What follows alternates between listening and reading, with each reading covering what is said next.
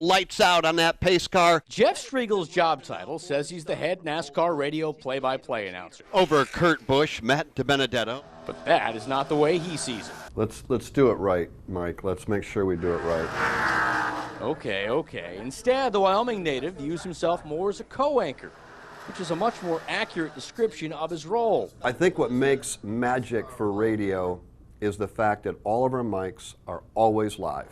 You see, unlike most sports, NASCAR and the Motor Racing Network doesn't use one play-by-play announcer to describe the action. Byron looking high, looking low. They use four. When we get going, we do a baton-style handoff. With the Hendrick Motorsports Chevrolet. They've got one more shot at Ryan Blaney. I'll pick up. They sort it out, they continue on. And then the others will take off behind me. One final shot off the corner. They'll try to cross over. They make it sound so easy.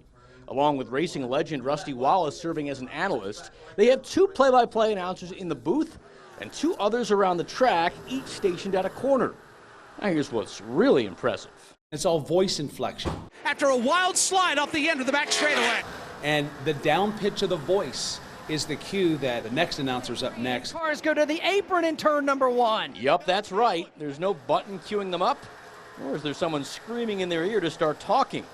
In fact, all producer Ryan Horn primarily does is make sure they make their sponsors happy. I mean, they're able to carry these things, with all the experience they have it kind of locked down. The multi-play-by-play announcer approach actually began in 1970 when the Motor Racing Network was formed.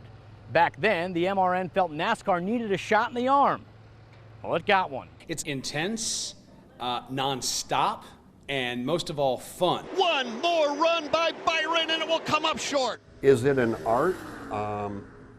I don't know. But there is always that feeling when you know that the entire group gelled and you delivered the best performance possible. And when that happens, it's not only a win for them. Ryan did not let go. It's one for the audience, too.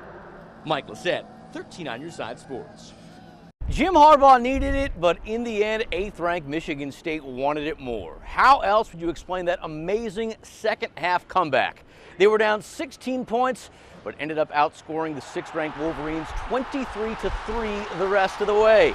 Kenneth Walker III, big game, 5 touchdowns, and how about the defense with a couple of big stops late in the game? Michigan State now 8-0. They're still in the running to make the Big Ten championship game, and yes, they're now in the conversation for the college football playoff. Beyond the fact they're both Michigan natives, Quincy Isaiah and Magic Johnson don't have much in common. At 6'3", the Muskegon High School alum is about 6 inches shorter than the basketball legend he's portraying. And then there's this glaring difference. I stopped playing basketball for my 6th grade year. But as we know, in Hollywood, they can make almost anything seem real.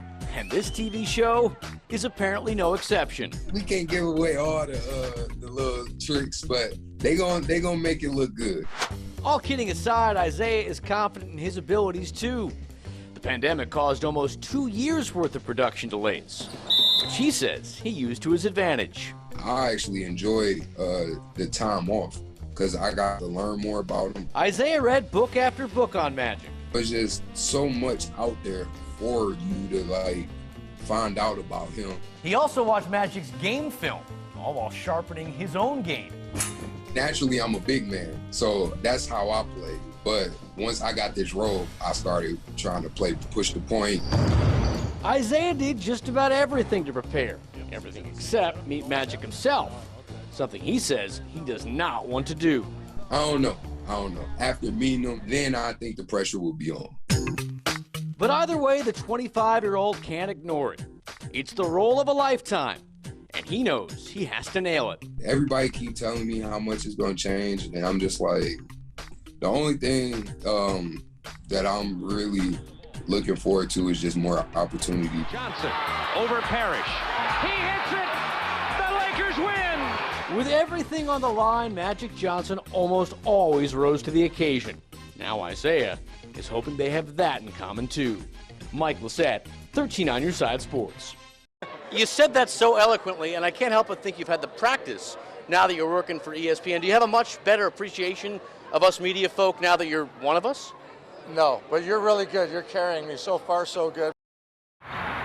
You never know what you might find inside a random storage unit.